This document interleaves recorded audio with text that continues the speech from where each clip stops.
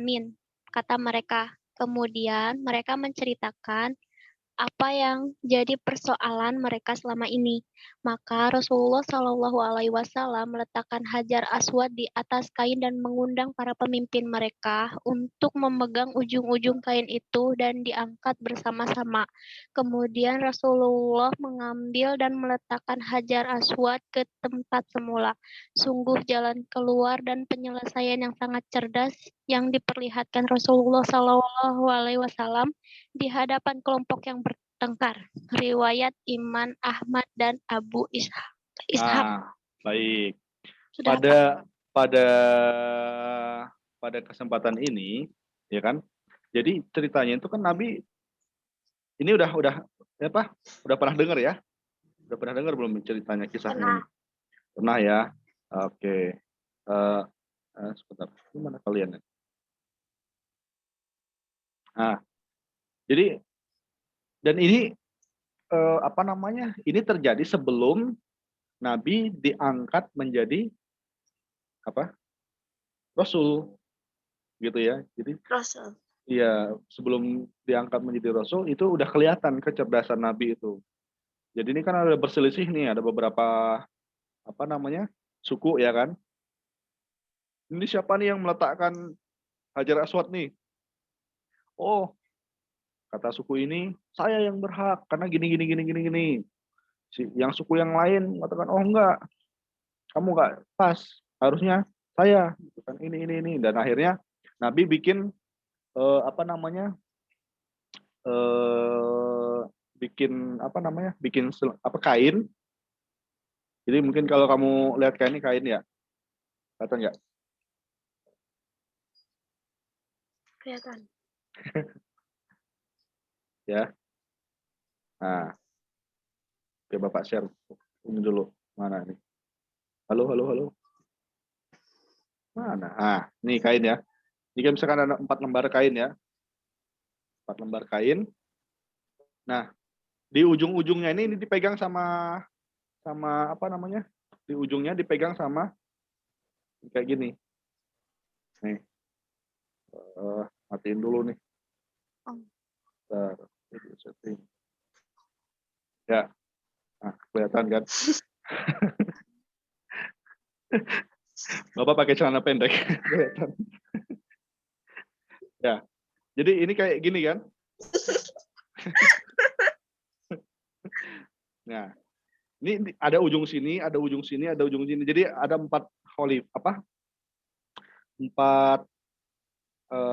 suku yang megang. Jadi adil gitu kan. Nah, ini misalkan yang Hajar Aswadnya, ini Comro, masuk di sini gitu kan. Dipegang nih 4-4-nya ya kan? Dibawa. Nah, itu dibawa sampai ini.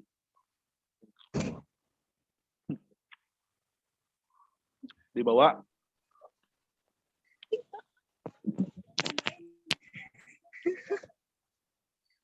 Comro Nabi.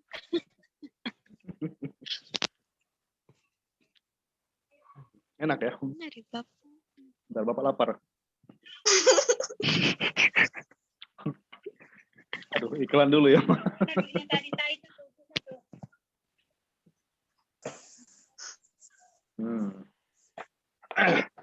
Oke. Udah kembali. Penawaran Bapak. Ya, masuk lagi ya. Jadi intinya gitu ya, itu salah satu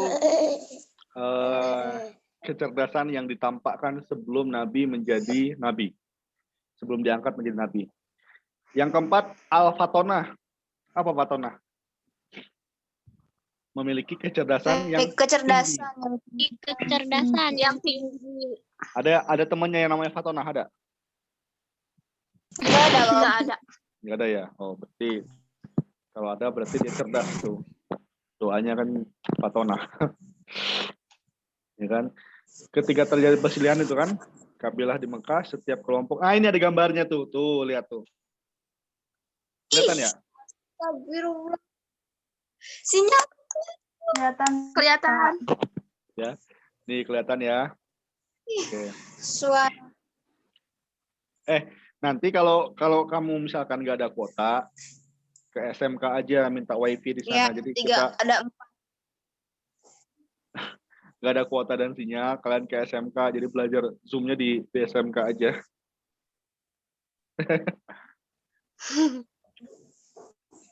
Nah, enggak ada kuota ada kuota lemot. oke. Bapak mah ya Allah enggak ada.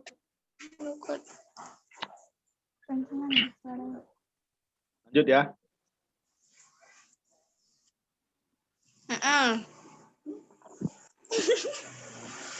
Abisnya dari suka banget ini dari tadi tante baru tuh lemot nih ampun. Tinggal teman-teman tante pada diem semuanya.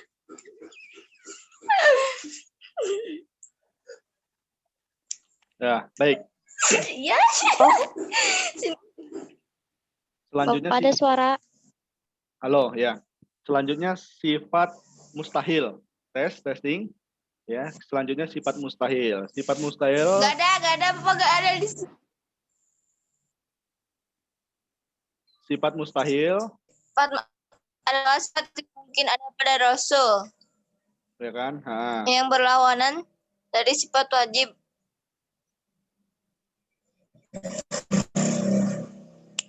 Pak, kamu diam lah coba tolong Kakak ngomong. Sebentar. Yang lain diam dulu ya. Diam dulu. Ini mah. Sudah ya? Oke. Sifat mustahil. Tadi kalau sifat wajib ada berapa? Apa? Ada 4. Itu sifat apa namanya? Sifat. Oh, itu Susi baru gabung ya? Susi? Oke. Lanjutnya yaitu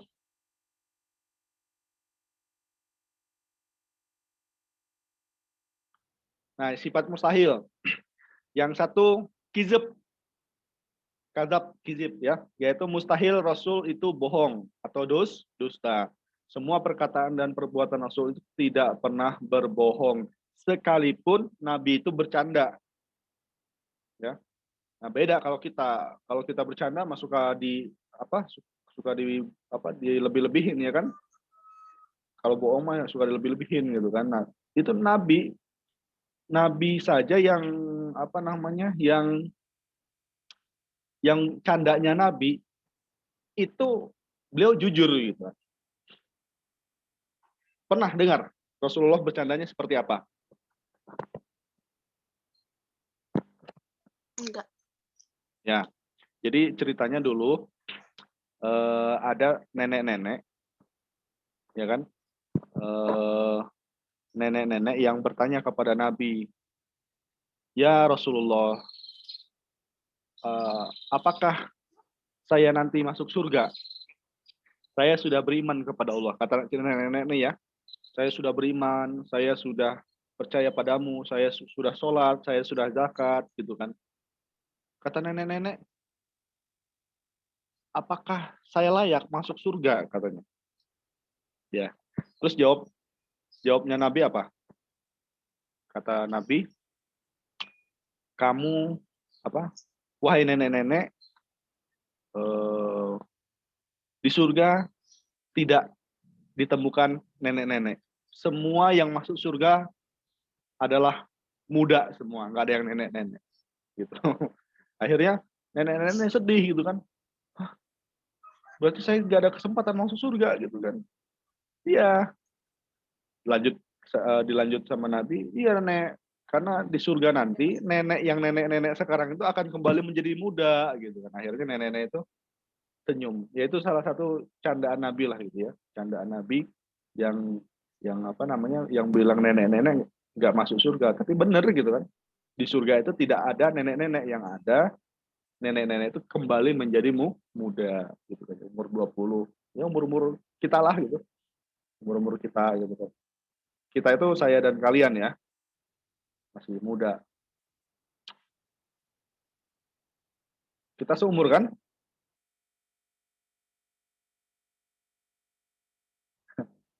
Yang kedua yaitu al-khianah, yaitu mustahil Rasul itu berkhianat. Tidak pernah ya Rasul itu berkhianat. Meskipun berkhianat kepada kafir Quraisy, tidak pernah. Dalam perjanjian perang, perjanjian Ubaidiyah, Rasulullah selalu amanah dengan perjanjian. Meskipun Rasulullah itu berjanjinya dengan kaum kafir Quraisy. Kemudian kemudian kitman, yaitu mustahil Rasul menyembunyikan kebenaran. Kitman, ya, itu menyembunyikan kebenaran. Jadi kalau Rasulullah yang benar itu katakan benar, yang salah ini salah, itu Nabi. Kemudian baladoh, yaitu mustahil Rasul itu bodoh. Jadi nggak ada ceritanya Nabi itu bodoh. Kalau Nabi itu buta huruf dan buta membaca, itu bukan dinyatakan bodoh gitu kan, tapi memang itu disengaja oleh Allah, didesain oleh Allah untuk menunjukkan bahwa salah satu mukjizat daripada Al-Qur'an gitu kan. Bayangkan Nabi yang tidak bisa nulis, tidak bisa baca Arab gitu ya, tapi beliau bisa mengumpulkan wahyu-wahyu yang mengumpulkan Al-Qur'an gitu kan. Jadi itu menandakan bahwa Al-Qur'an itu asli benar dari Allah, bukan karangan manusia. Nah, ini sifat jais. Yang ketiga adalah sifat jais. Ya. Jais itu apa? Boleh ya. Di samping sifat wajib dan juga lawannya yaitu mustahil, Rasul juga memiliki sifat jais. Ya. Sifat jais Rasul itu Allah berfirman dalam surat Al-Mu'minun. Nah, boleh siapa yang mau baca? Yang belum tadi siapa?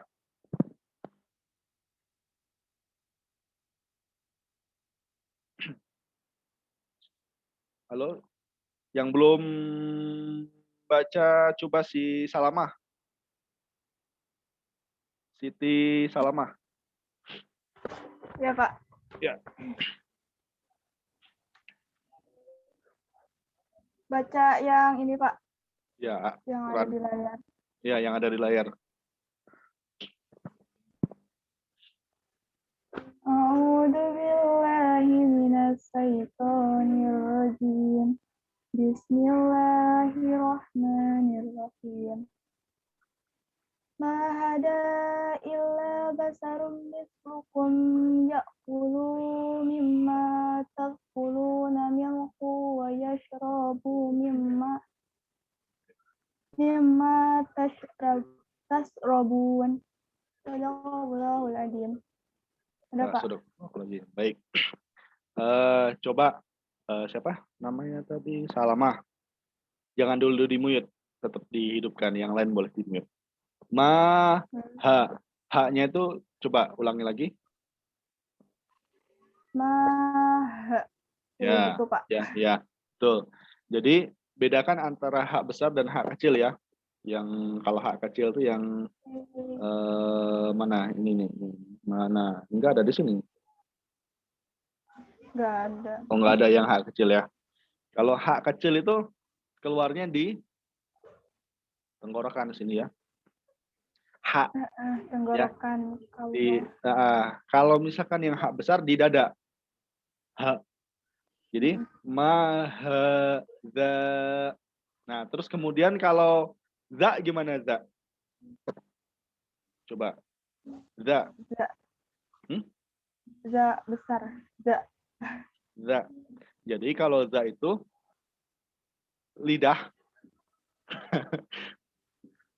Lidah ini nempel ke gigi atas. Za. Gitu ya. Iya, Pak. Nempel ya. Za. Za. Itu sama seperti ta. Ta. Alif, ba, ta, ta. Ta juga nempel. Ta. Jadi nempel di gigi atas. Ya. Ta. ma hadzal ma hadza ya. Da illa shin. Ada lagi nih apa? Yang ini? Coba ini sebutkan. Shin coba. Shin. Ada ada sin, ada shin. Kalau ini yang titik 3 ini dia kayak ngusir ayam. Syah. Syah ya. Illa basyaru. Basya. Syah. Nah, seperti itu. Nah, gitu ya, sedikit tajwidnya ya. Baik. Artinya ini tidak lain hanya manusia seperti kamu. Dia makan seperti apa yang kamu makan dan minum seperti apa yang kamu minum. Selain tersebut di atas, Rasul juga memiliki sifat yang tidak terdapat pada selain Rasul, yaitu seperti berikut. Ismatu Rasul ya, adalah maksum ya. Orang yang maksum terlindungi dari dosa. Jadi Nabi itu selain sifat ada wajib, ada mustahil, ada jaiz, ada di luar itu namanya ismatu Rasul. Ya kan? Adalah orang yang maksum, terlindung dari dosa dan terlindung dari dosa dan salah dalam kemampuan pemahaman agama, ketaatan dan menyampaikan wahyu Allah sehingga selalu siaga dalam menghadapi tantangan tugas apapun. Jadi beliau itu maksum ya. Kemudian istizam murasul adalah orang-orang yang selalu komitmen dengan apapun yang mereka ajarkan. Mereka bekerja berdakwah sesuai dengan arahan dan perintah Allah, meskipun untuk menjalankan perintah Allah itu harus berhadapan dengan tantangan-tantangan yang berat, baik dari dalam diri pribadi maupun dari para musuhnya. Rasul tidak pernah sejengkal pun menghindar atau mundur dari perintah Allah Subhanahu wa Ta'ala. Ketika Nabi Muhammad SAW sudah tidak diterima di Mekah, ya kan? Ada tahapan Rasulullah itu dalam berdakwah. Yang pertama adalah berdakwah dalam sembunyi. Nah, berdakwah dalam sembunyi itu masih dalam Mekah, ya kan? Kemudian tahap selanjutnya ada dakwah secara terang-menerang. Nah, ketika beliau berdakwah secara terang-menerang itu ditentang oleh kaum Mekah. Akhirnya beliau hijrah ke Madinah. Nah, pertanyaannya, coba Bapak ngasih pertanyaan. Rasulullah pindah ke Madinah itu karena apa? Boleh di-unmute, dijawab.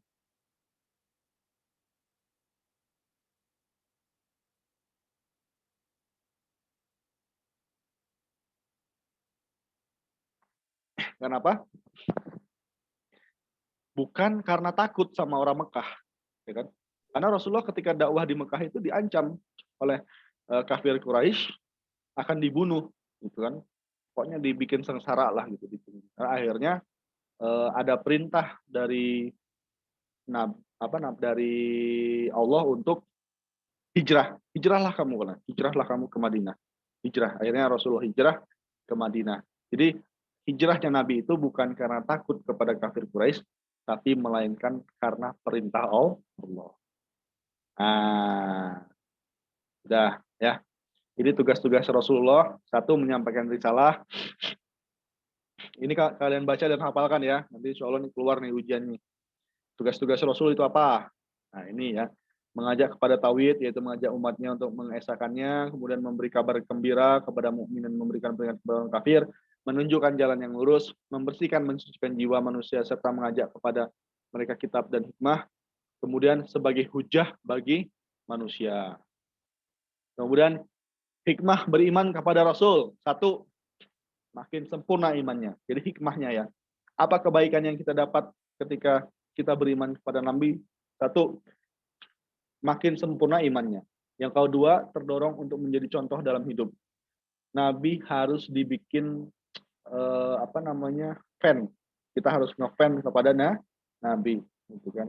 Jadi kalau ngefan kepada yang selain Nabi itu di nomor berapakan lah. Pertama, fan-nya kepada Nabi, kepada gitu. Yang kedua, pada ulama. Ya, harus itu. Jadi ngefansnya jangan ke artis Korea melulu. Ya. Kemudian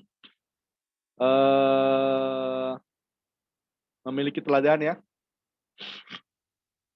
Kemudian yang nomor 3, terdorong untuk melakukan perilaku sosial yang baik. Perilaku sosial itu apa?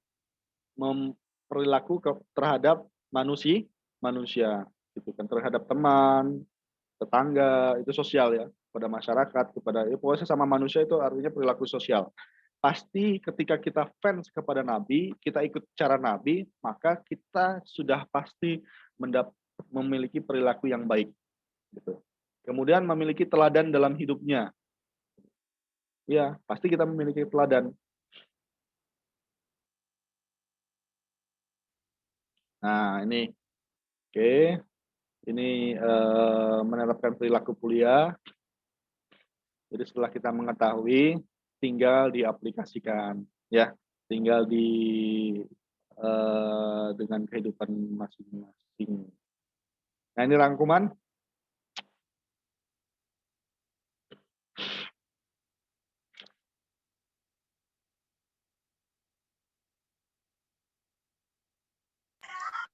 Bapak Nisa belum ngaji.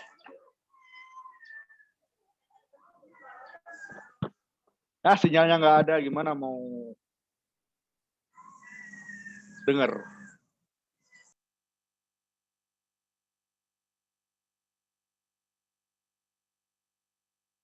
Ah, ini ada 5 soal ya.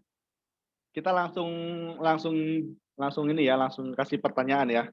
Langsung kasih pertanyaan. Baik. Soal nomor pertama.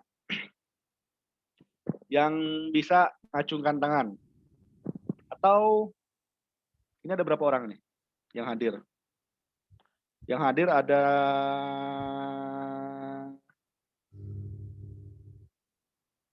Widi jangan dimatiin kameranya.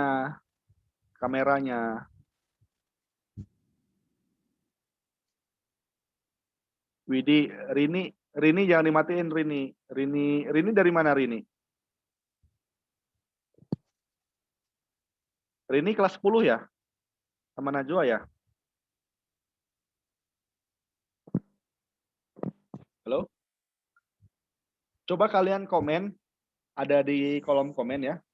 Kolom komen itu nama dan kelas, biar Bapak absen. Bapak yang mana? Ada nggak di bawah? Di bawah itunya. Biasanya ada. Kolom komen.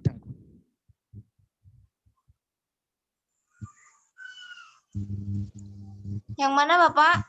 Nih, Oh tes. ini. Ya. Yang mana sih Bapak? Yang L. Gimana sih?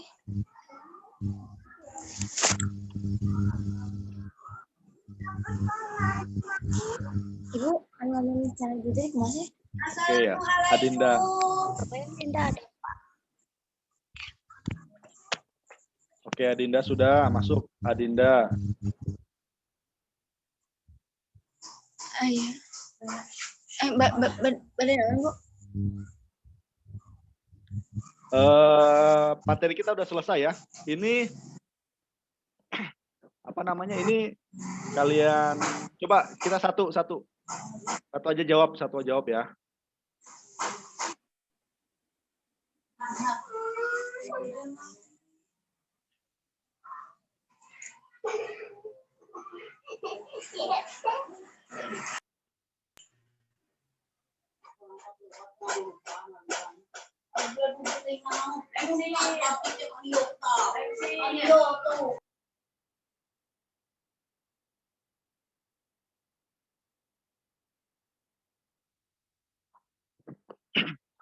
Oke.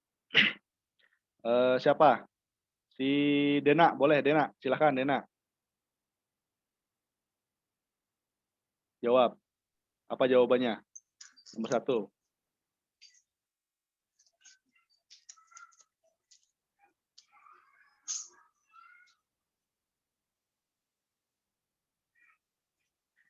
Iman kepada Rasul memiliki arti A. Jawaban A. ya, betul ya. Gampang ini ya. Lanjut, nomor 2 siapa? Si Anissa, boleh Anissa.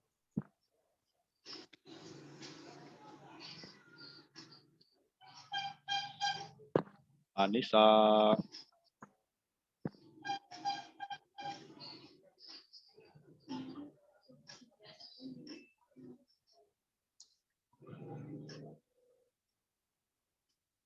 Hai, Anissa, mana nih?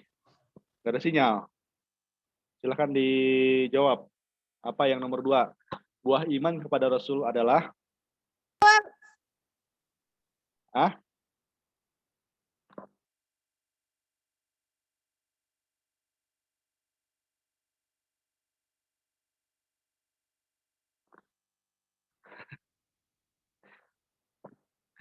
Lama ya. Enggak, Bapak. Nggak ada sinyal.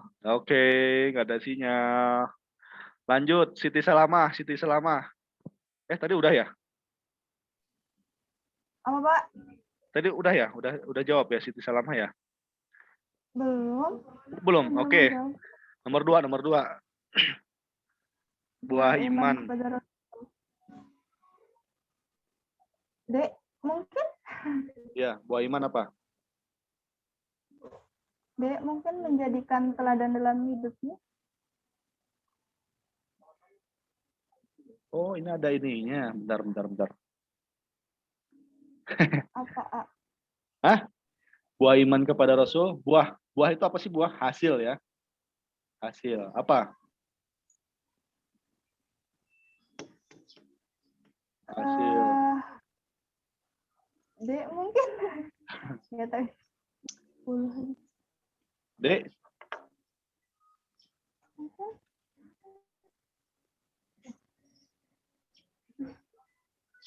Menjadikan Rasul sebagai teman dalam hidupnya. Kalau teman ya Nabi udah meninggal. Kan? B. Bersahabat dengan Rasul mendapatkan kenikmatan tersendiri. C. Mengetahui seluk-beluk kisah kehidupan Rasul. D. Menjadikan teladan dalam hidupnya. E. Mengagumi karena status manusia yang sangat suci. Ayo, yang mana? Dek mungkin. Nggak B. tahu. Oke. Ini B ya. Salamah B. Terus Widi. Dek, Pak, Dek, bukan Dek. Oh, D. Ya, Pak. Oke. Jawabannya adalah yang betul D ya. Dek. Oh. Kelihatan nggak itunya, contrengannya?